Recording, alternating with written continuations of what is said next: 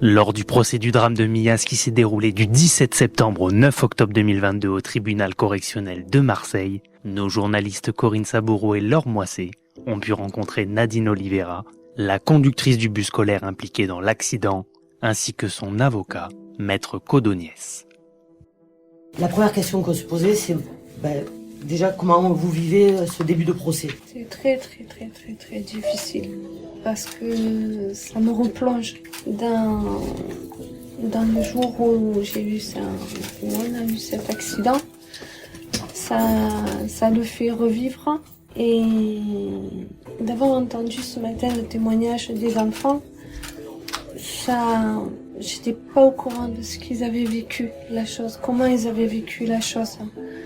Pour moi, j'étais restée, je suis bloquée au jour du 14 décembre 2017. Et pour moi, c'est toujours des enfants. Moi, je suis restée bloquée sur ça. Sur des enfants. Alors, on comprend que c'est extrêmement difficile pour vous, mais c'est vrai qu'on a eu un peu ce sentiment ce matin. Alors, soit que vous reteniez vos émotions, que vous les regardiez pas. Est-ce que vous pouvez nous expliquer? Vous retenez votre douleur, En fait, ce qu'il y a, c'est que, comme je vous ai dit, depuis 5 ans, je suis dans ce contexte. Et même avec mes psys, je suis toujours en psychothérapie. Maintenant, en plus, j'ai un psychiatre et une psychologue tous les 15 jours. Pour moi, c'est des enfants que j'amenais. Certains étaient mes voisins. Pour moi, c'est des enfants que je voyais tous les jours. J'avais certains liens. Et moi-même étant mère, je les comprends très bien. Et pour moi, je me vois aller les chercher, mais je me vois pas les déposer chez eux. Et là, ça s'est tout arrêté.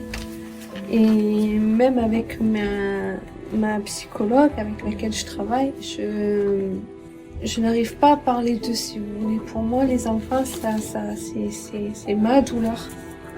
J'arrive pas à l'extérioriser. D'accord. Vous ne les aviez pas revus du tout depuis l'accident, depuis le drame? J'arrive pas à parler des enfants. Et quand vous les voyez comme ça? Quand vous avez vu Alicia, par exemple, avec sa prothèse, sa jambe artificielle. Ça m'a fait mal. Vous n'imaginez pas que Non. l'accident ait produit de tels dégâts? Je savais qu'il y avait de lourdes blessures, de lourds blessés, des morts, mais Vous avez envie de dire quelque chose à ces enfants? je suis tout cœur avec eux. J'ai beaucoup de peine pour eux parce que je ne savais pas par où ils étaient passés.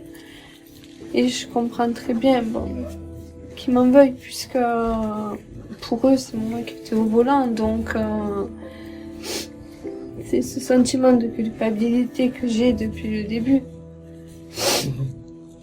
Et que j'espère de tout cœur qu'un jour, ils arriveront pas à oublier, parce qu'on peut pas oublier ça. Ça, c'est gravé à vie. Mais vous allez l'exprimer, ce sentiment de culpabilité, à l'audience? Et vous allez leur parler? Ou c'est trop dur? c'est sûr que je vais leur dire. Pas à eux directement, mais oui, mon sentiment, oui. Vous avez les mots que vous allez leur dire? Je prépare pas de mots, je suis... Ça sort comme ça sort. En plus, avec l'émotion et tout, je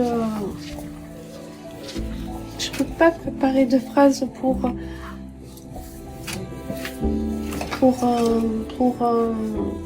comprendre, dire à quel point je comprends leur douleur, parce que il y a que eux qui peuvent savoir quelle douleur. Vous voyez ce que je veux dire? Je peux pas leur dire non plus.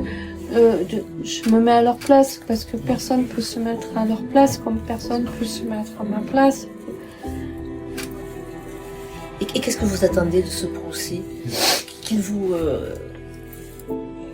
J'attends que la vérité soit faite. J'attends que la vérité sorte et que toutes les questions que tout le monde se pose trouvent enfin une réponse. Elle peut sortir d'où, cette vérité? Est-ce qu'elle peut sortir de votre bouche, par exemple? Moi, ma bouche, j'ai déjà dit ce que j'avais à dire. J'ai une dernière question, c'est sur vous.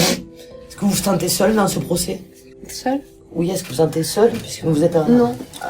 Vous êtes accompagné de vos avocats, vous êtes soutenu quand même Je suis tout soutenue. Bon, là, ma famille n'est pas là. Il y a mon frère, bon, il y a mes avocats, mais je sais que mentalement, je suis soutenue par D'accord.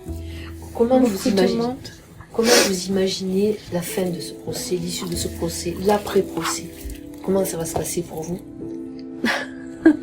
Je ne vois pas ça. Non. Non. Vous n'envisagez pas de refaire une formation sur autre chose, de trouver Non, du pour travail l'instant, non. Pour l'instant, non. Vous voyez Non, pas l'avenir? Mes psys m'ont dit que pour l'instant, c'est pas... Non, vous n'envisagez pas, c'est difficile d'envisager Ouais. pour vous un avenir professionnel aujourd'hui, quoi, Oui. en tout cas. J'en vois pas pour l'instant. Donc après, on a prévu de continuer les thérapies et puis de voir comment je serai, quoi. Au fur et à mesure, petit à petit, Oui. c'est progressif.